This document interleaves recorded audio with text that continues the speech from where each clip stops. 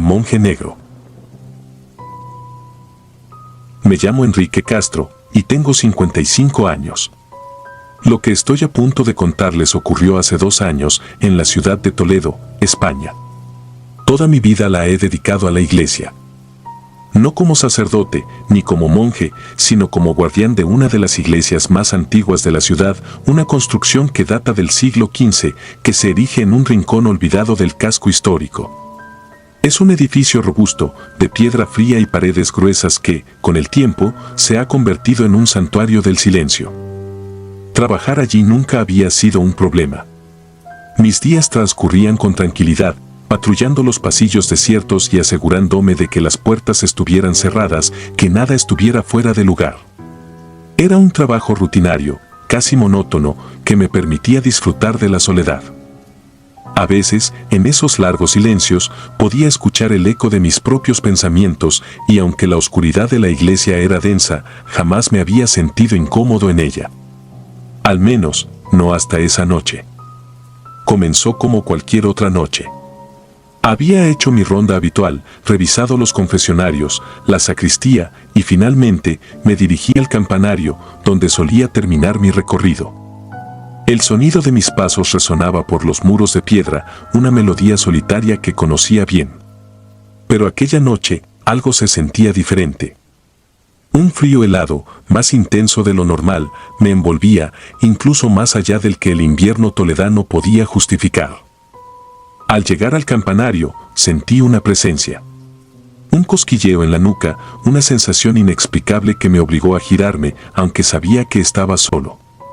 Fue entonces cuando lo vi por primera vez, un monje, vestido con una túnica negra, su rostro oculto bajo una capucha que parecía absorber la luz. No debería haber nadie más allí. Mi primer pensamiento fue que se trataba de un ladrón, algún vándalo que había logrado colarse en la iglesia. Pero en cuanto intenté acercarme, él desapareció. Recuerdo que me quedé helado, sin saber cómo reaccionar.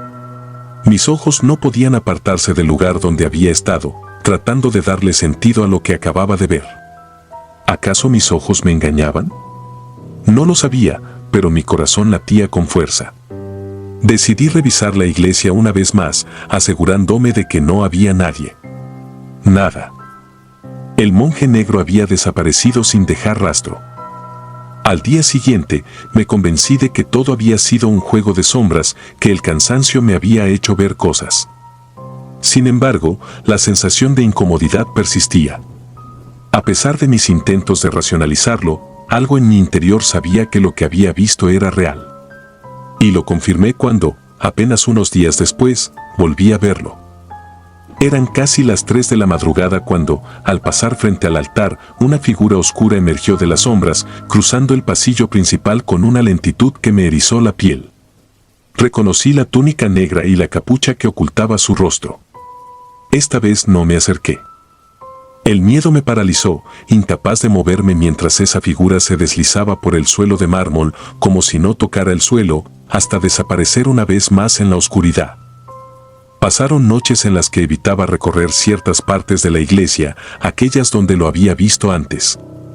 Pero, a medida que los avistamientos se volvieron más frecuentes, la sensación de peligro se hizo ineludible.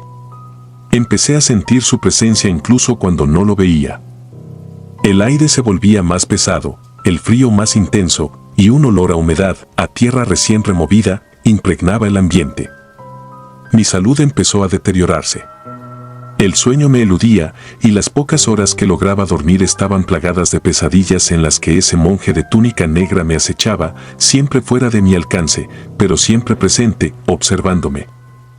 En esos sueños, los muros de la iglesia parecían cerrarse sobre mí y el eco de un coro fúnebre resonaba en la distancia, acompañado de un escalofriante aroma a sangre.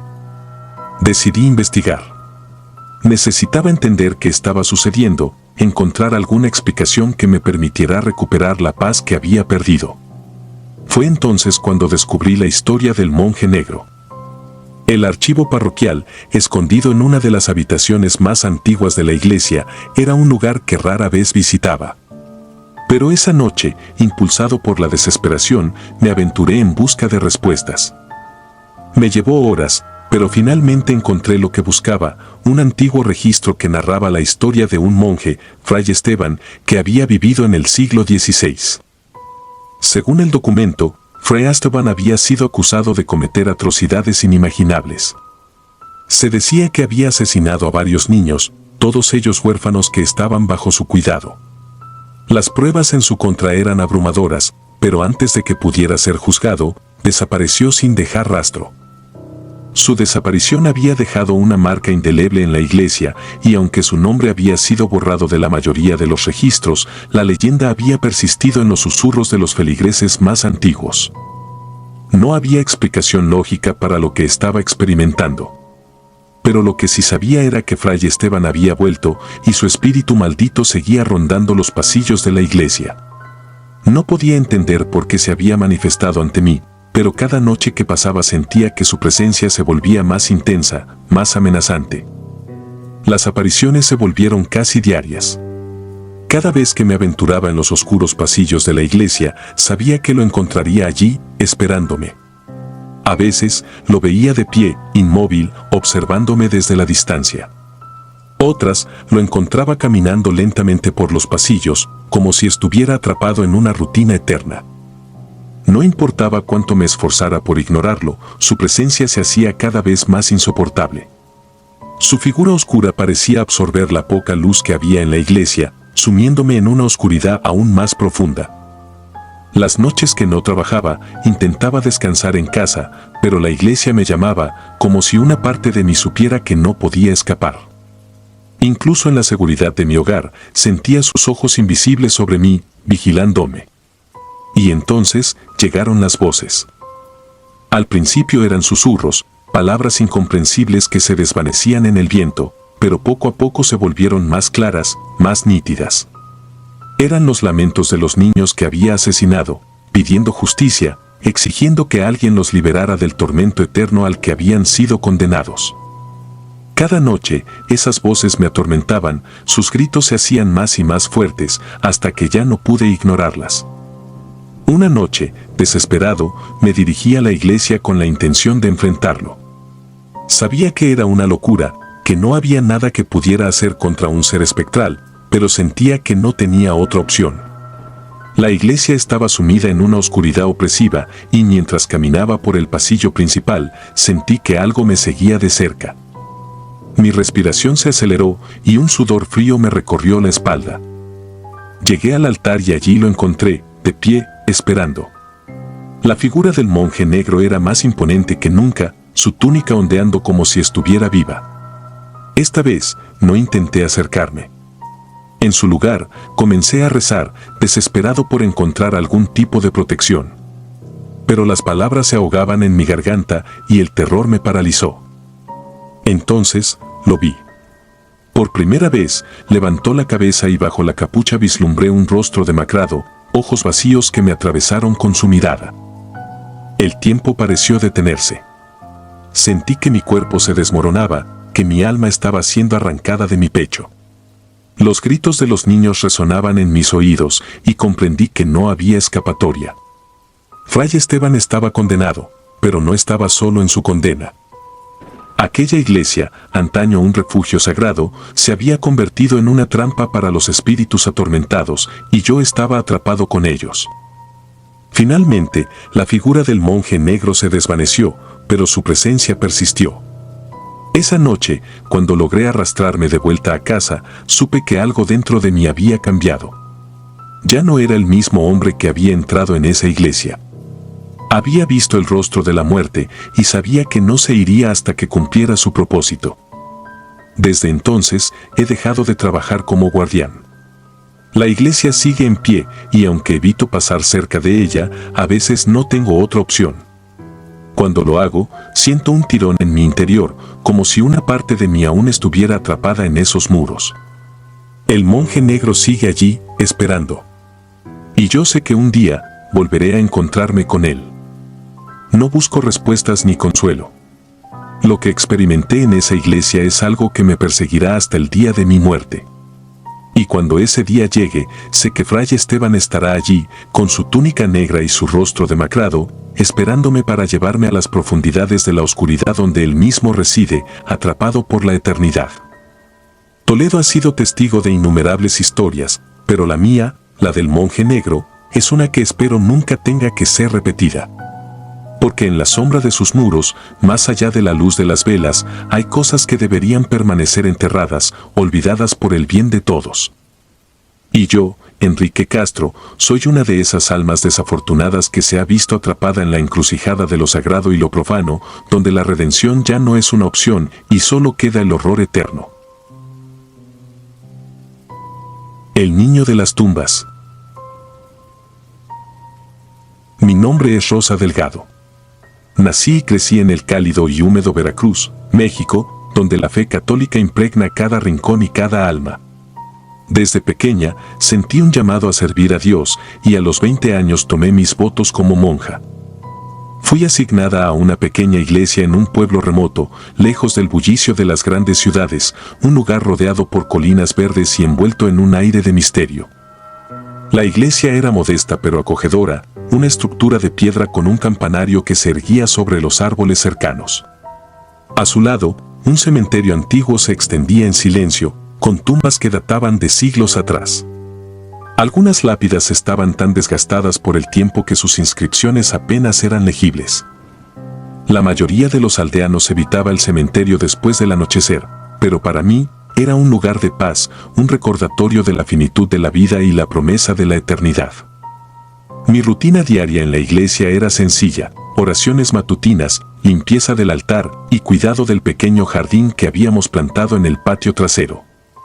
El sacerdote a cargo, el padre Esteban, era un hombre bondadoso y de pocas palabras, más inclinado a la meditación que a la conversación.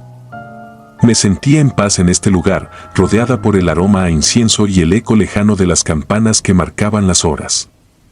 Fue hace unas semanas cuando noté por primera vez al niño. Estaba barriendo las hojas caídas en la entrada del cementerio cuando lo vi, de pie entre las tumbas, observándome. Vestía ropas simples, casi andrajosas, y su cabello oscuro caía desordenadamente sobre su frente. Pensé que debía ser un huérfano del pueblo, tal vez alguien que se había perdido. Le sonreí, pero él no respondió. Simplemente se dio la vuelta y comenzó a caminar entre las lápidas. Lo seguí, preocupada por su bienestar. Sin embargo, al girar la esquina de un mausoleo, el niño había desaparecido. Busqué en vano, llamando en voz baja, pero no obtuve respuesta. Lo curioso fue que, al regresar a la iglesia, mencioné el incidente a las otras monjas y ninguna de ellas había visto al niño.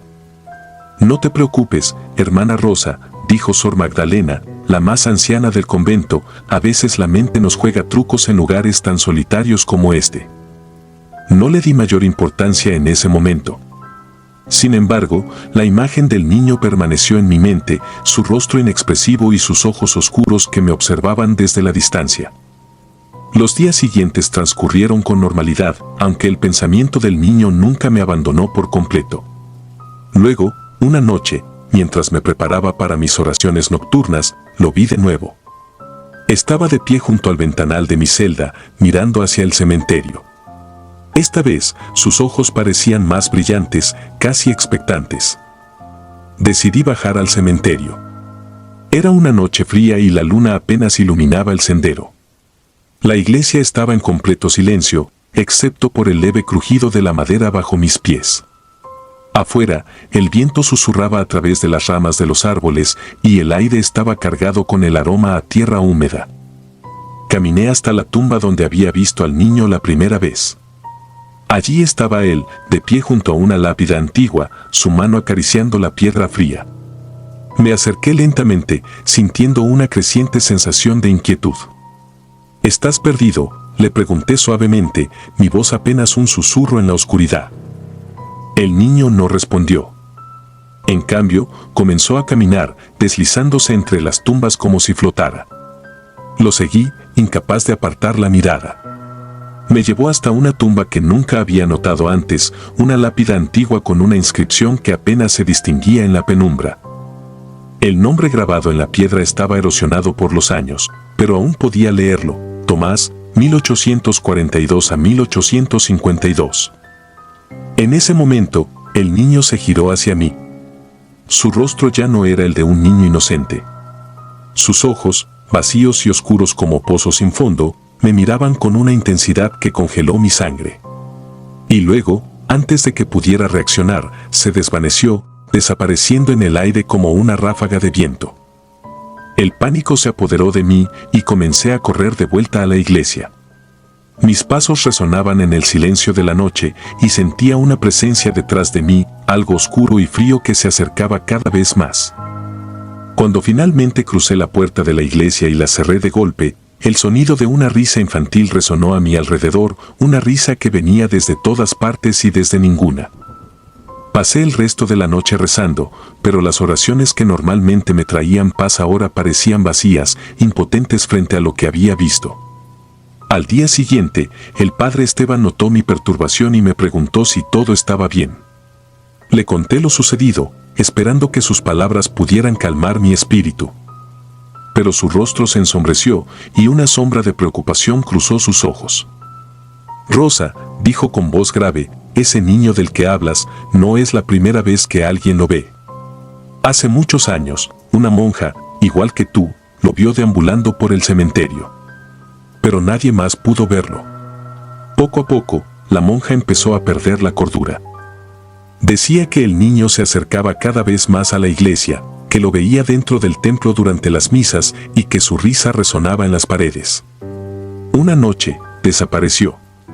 Nadie sabe qué le ocurrió, pero algunos creen que fue el niño quien se la llevó.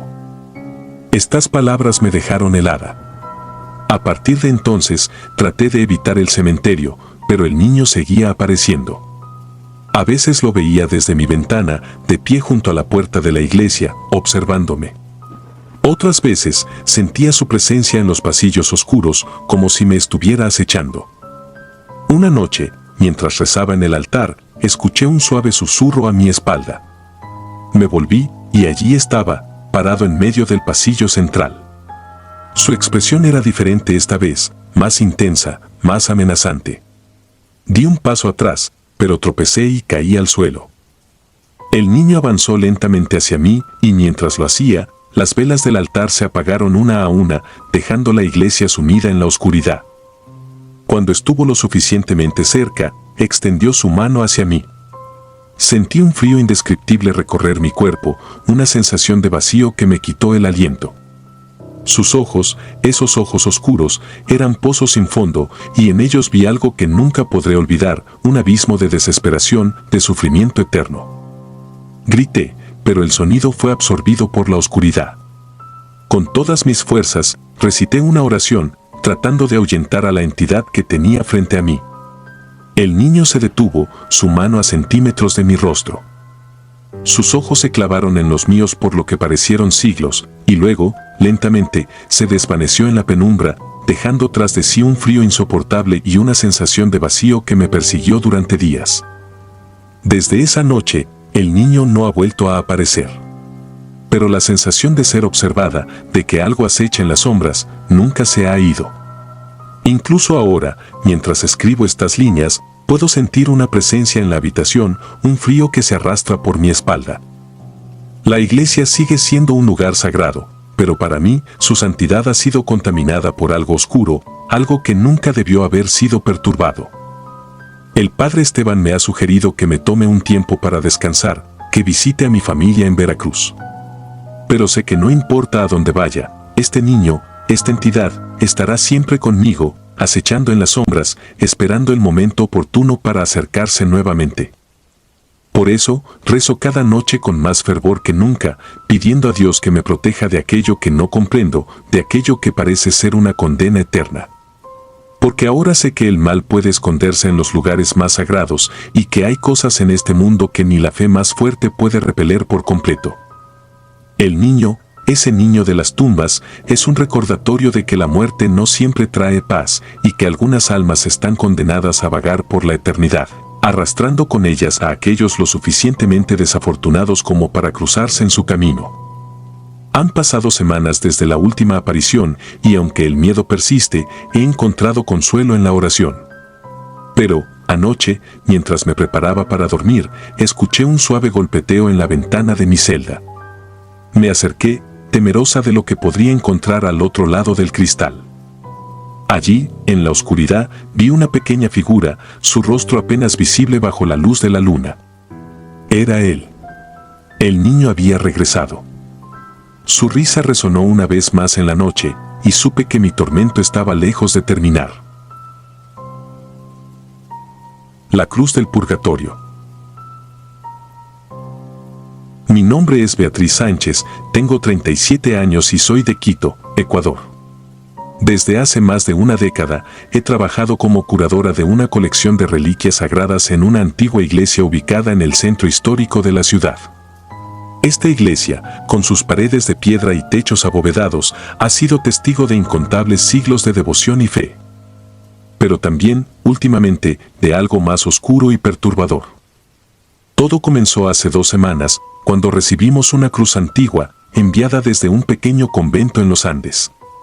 La carta que la acompañaba no ofrecía muchos detalles, solo decía que la cruz había sido encontrada en las ruinas de una antigua capilla, enterrada bajo capas de escombros y tierra.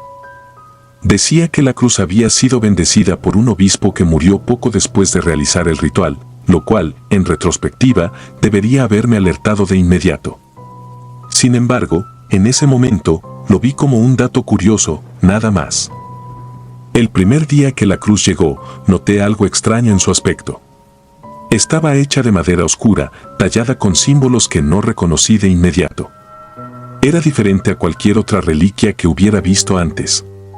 No podía precisar su origen exacto, pero algo en ella me inquietaba profundamente.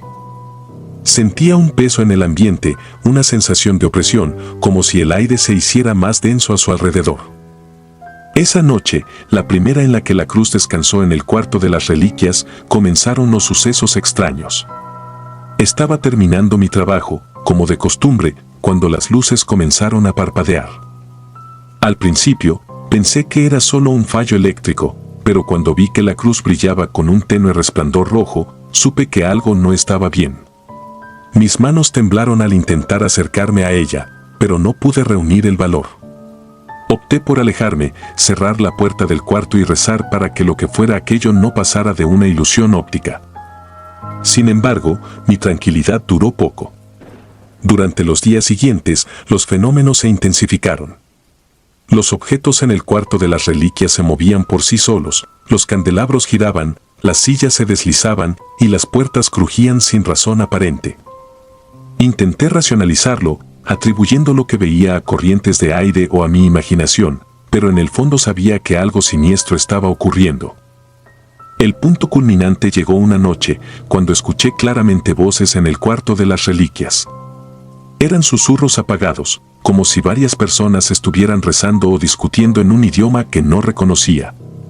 Mi corazón latía con fuerza mientras me acercaba a la puerta, y cuando la abrí, el silencio me golpeó como una ola de frío. Todo estaba en su lugar, excepto por la cruz, que había sido movida al centro de la habitación, apoyada sobre un pedestal que yo no recordaba haber colocado allí. Fue entonces cuando la vi. Una sombra oscura se materializó frente a mí, una figura humana con ojos que brillaban en un tono carmesí. No tenía rostro, solo esos ojos que me miraban con una intensidad que me dejó paralizada. La figura sostenía la cruz, y su presencia emanaba un odio tan palpable que me hizo retroceder instintivamente. Sin embargo, algo me mantuvo en mi lugar, tal vez una mezcla de curiosidad morbosa y la necesidad de entender qué estaba pasando. La sombra no se movió, pero las voces volvieron, más claras esta vez. «Déjanos ir», susurraron al unísono, como si una multitud de almas estuviera atrapada dentro de ese ser. «La cruz nos ata. Libéranos». Esa noche apenas dormí, atormentada por sueños de oscuridad y sufrimiento. Soñé con la cruz, rodeada de llamas, y con la figura que me observaba desde las sombras. Me desperté varias veces, sudando y temblando, pero cada vez que cerraba los ojos, las visiones regresaban. Los días siguientes fueron una prueba de mi cordura. Empecé a notar que la cruz cambiaba de lugar por sí sola, siempre apareciendo en lugares distintos, como si quisiera asegurarse de que no la olvidara. Los susurros continuaron, cada vez más insistentes, y las sombras se movían por la iglesia como si tuvieran vida propia. Sentía que el mal había llegado con esa reliquia, y que no descansaría hasta que lograra lo que fuera que se proponía. En mi desesperación, recurrí al padre Martín, el párroco de la iglesia, y un hombre de profunda fe. Le conté todo lo que había experimentado, esperando que pudiera ofrecerme una explicación o, al menos, consuelo. Sin embargo, su reacción fue inesperada. En lugar de preocuparse, su rostro se ensombreció y me dijo que había oído rumores sobre esa cruz, que se decía que era un objeto maldito, ligado a un pacto oscuro sellado siglos atrás. Me contó una historia que heló mi sangre. Según la leyenda, la cruz perteneció a un sacerdote hereje que había traicionado a su congregación durante la época colonial. Se decía que este hombre, desesperado por el poder, había hecho un pacto con fuerzas oscuras, ofreciendo las almas de sus feligreses a cambio de vida eterna. Sin embargo, el pacto salió mal y en lugar de inmortalidad, fue condenado a vagar entre los vivos como un espectro, atrapado en un limbo entre el cielo y el infierno. La cruz, al parecer, era el último vestigio de ese pacto, un símbolo de su condena. El padre Martín sugirió que la cruz debía ser destruida, pero cuando intentamos hacerlo, ocurrió algo inexplicable. Al intentar romperla, el martillo que usó se desintegró en sus manos, como si la madera fuera indestructible. Fue entonces cuando nos dimos cuenta de que esto no era algo que pudiéramos resolver con métodos mundanos. Empecé a investigar más profundamente sobre la cruz, revisando antiguos textos y consultando con expertos en reliquias malditas. Descubrí que la cruz no solo estaba ligada al sacerdote hereje, sino que también era un portal, un canal por el cual las almas condenadas podían manifestarse en el mundo de los vivos. Esas almas, atrapadas por la traición del sacerdote, clamaban por liberación, y la cruz era tanto su prisión como su única esperanza. Las noches se volvieron insoportables. Los susurros se convirtieron en gritos, y las sombras parecían ganar corporeidad, hasta el punto de que podía sentir su frío al pasar junto a mí. La iglesia, que había sido mi refugio durante años, se había transformado en una prisión de terror, un lugar donde la luz no podía penetrar la oscuridad que se cernía sobre mí. Una noche, el clímax de todo este horror se desplegó ante mí. Había llegado a la iglesia con la intención de realizar un último intento de exorcizar la cruz. Había conseguido sal bendita, agua bendita y un antiguo rito que encontré en un manuscrito polvoriento. Estaba decidida a acabar con aquello, aunque me costara la vida. Al entrar al cuarto de las reliquias, sentí un frío glacial que me detuvo en seco. La cruz estaba en el centro de la habitación, pero esta vez algo era diferente. La figura que la había sostenido antes ahora estaba arrodillada frente a ella, como si rezara. Podía oír susurros en latín, antiguos rezos que apenas reconocía, y cuando di un paso hacia adelante, la figura levantó la vista.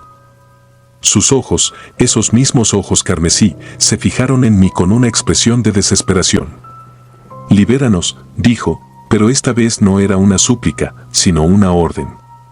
Sentí una fuerza invisible empujarme hacia adelante, obligándome a tomar la cruz en mis manos. El frío se intensificó, penetrando hasta mis huesos, y en ese momento, supe que había cruzado un umbral del que no podría regresar.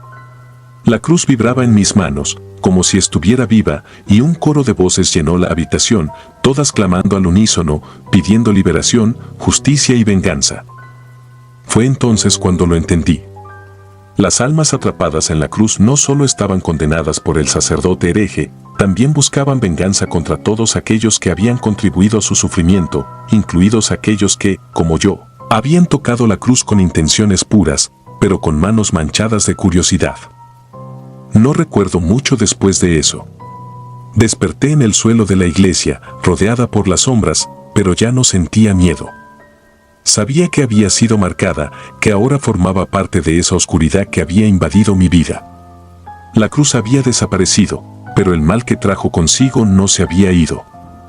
Podía sentirlo en cada rincón de la iglesia, en las miradas de los fieles, en el silencio opresivo que ahora llenaba el lugar. El padre Martín me encontró al amanecer, y aunque intentó consolarme, pude ver en sus ojos que él también había perdido la esperanza.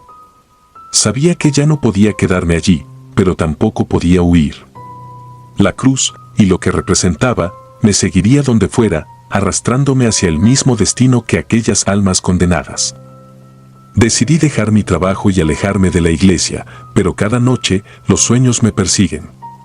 Sueño con la cruz, con la figura de ojos carmesí y con las almas que claman por justicia.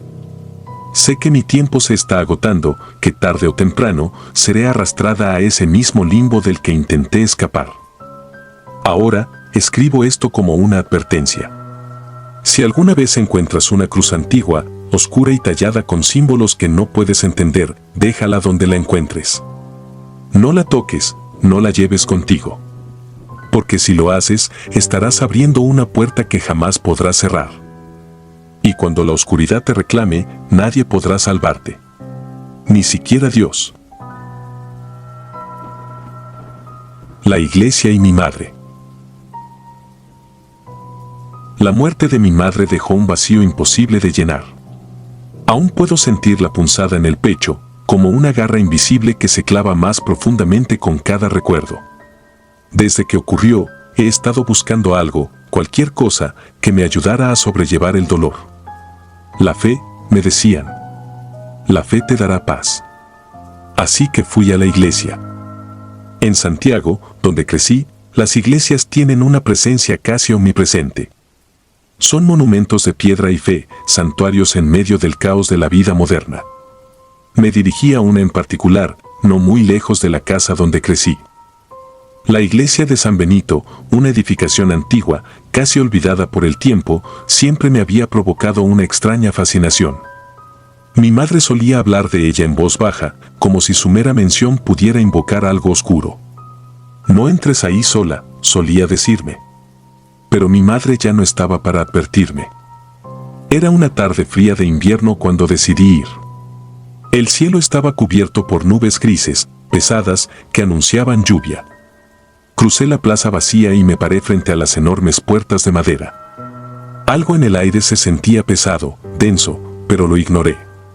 Necesitaba rezar, necesitaba sentir algo más que el dolor que me corroía por dentro. Al entrar, un escalofrío recorrió mi espalda. El interior de la iglesia estaba en penumbras, las pocas velas encendidas no lograban disipar la oscuridad que parecía habitar en cada rincón. El silencio era abrumador, solo roto por el eco de mis pasos sobre el suelo de piedra. Me arrodillé frente al altar, un antiguo crucifijo dominaba el espacio, y cerré los ojos. Madre, dame fuerzas, susurré, con la voz quebrada por el llanto. Sentí una leve brisa, como si alguien hubiera pasado a mi lado, pero cuando abrí los ojos, no había nadie. Me obligué a concentrarme en la oración, en las palabras que intentaba formar en mi mente, pero una sensación creciente de incomodidad me impidió continuar. Fue entonces cuando lo escuché por primera vez. Un leve susurro, apenas audible, como si viniera desde algún lugar profundo en la iglesia. Me giré bruscamente, pero no vi nada fuera de lo común. La iglesia estaba vacía, al menos eso parecía. Intenté retomar mis oraciones, pero los susurros continuaron, más claros esta vez, y ahora parecían provenir de todas partes, como si las paredes mismas estuvieran hablando. Eran palabras indistintas, una amalgama de voces que se superponían, pero había una en particular que sobresalía. Una voz familiar, aunque distorsionada. La voz de mi madre. El miedo se apoderó de mí, un miedo frío y paralizante. Me levanté de golpe y corrí hacia la puerta. Tiré del pesado picaporte de hierro, pero no se movió. Las puertas estaban cerradas, como si algo, o alguien, las hubiera sellado. Golpeé con todas mis fuerzas, grité pidiendo ayuda, pero no hubo respuesta. El silencio volvió a caer, más pesado que antes. El tiempo comenzó a distorsionarse. No sé cuánto tiempo estuve allí, atrapada. Podían haber sido minutos, horas, tal vez días. El hambre y la sed comenzaron a consumir mi cuerpo, pero el miedo era más poderoso. Las sombras en la iglesia parecían moverse por sí mismas, figuras oscuras que se arrastraban por las paredes y el suelo. Podía sentir su mirada fija en mí, una presencia maligna que me observaba desde la oscuridad. Intenté rezar, pero las palabras se me atoraban en la garganta como si algo estuviera apretando mi cuello. Las voces no cesaban y cada vez eran más claras, más insistentes. No debiste entrar, repetían. No debiste venir. Y luego, como un eco que se amplificaba en mi mente, escuché a mi madre decirlo. Su voz era inconfundible, pero había algo en ella que no era humano, una especie de vibración que hacía que mis huesos temblaran. No debiste venir, dijo, y sentí un frío que me atravesaba como una daga. Intenté racionalizar lo que estaba pasando. Estaba en shock, me decía a mí misma, mi mente me estaba jugando malas pasadas. Pero cada intento de lógica se desvanecía cuando la veía. La figura de mi madre, de pie en el altar, mirándome con esos ojos vacíos, sin vida. No era real, no podía serlo. Pero allí estaba, avanzando lentamente hacia mí, cada paso resonando como un martillo en mi cabeza. Retrocedí, arrastrándome por el suelo mientras las sombras parecían rodearme. Mi madre, o lo que fuera esa cosa que la imitaba, seguía acercándose. Su rostro, antes cálido y lleno de amor, estaba ahora desencajado, una mueca de dolor y furia. No debiste venir, repetía, y su voz se convertía en un grito ensordecedor. Me cubrí los oídos, intenté bloquear el sonido, pero era inútil. Las voces estaban dentro de mi cabeza, rebotando de un lado a otro, llevándome al borde de la locura. En algún momento, el pánico se transformó en una extraña resignación. Sabía que no iba a salir de allí, no viva al menos. Algo en la iglesia, algo oscuro y antiguo, había puesto sus ojos en mí y no me iba a dejar ir. Caí al suelo, agotada, sin fuerzas para seguir luchando. La figura de mi madre estaba justo encima de mí ahora, mirándome con esos ojos vacíos. Sentí una mano fría en mi rostro, y una última vez, susurró, no debiste venir. Todo se volvió negro. Cuando desperté, estaba tirada en el suelo frío de la iglesia. La luz del amanecer se filtraba por las ventanas, bañando el lugar con una claridad que parecía irreal después de lo que había vivido. Me levanté temblando, y esta vez las puertas se abrieron con facilidad. Salí tambaleándome, la mente en blanco, incapaz de procesar lo que había ocurrido. La iglesia estaba vacía, sin rastro de las sombras o de la figura de mi madre. Pero en mi mente, las voces seguían susurrando, una y otra vez. No debía haber entrado, pero lo hice. Y algo en ese lugar se despertó, algo que no debería haber sido perturbado. Ahora, aunque estoy fuera, sé que no estoy realmente a salvo. Las sombras de San Benito me siguen, acechando en los rincones de mi mente, esperando el momento para reclamar lo que se llevaron aquella noche. Y cada vez que cierro los ojos, veo a mi madre. No la recuerdo como era, sino como la vi esa noche, su rostro desencajado, sus ojos vacíos, y esas palabras que nunca dejarán de resonar en mi cabeza. No debía haber entrado. Si disfrutas de los relatos, te invitamos a apoyarnos con un like y un comentario, ya que eso nos ayuda muchísimo. Además, si aún no estás suscrito o suscrita, te animamos a formar parte de la comunidad del terror. Muchas gracias por escucharnos y por tu apoyo.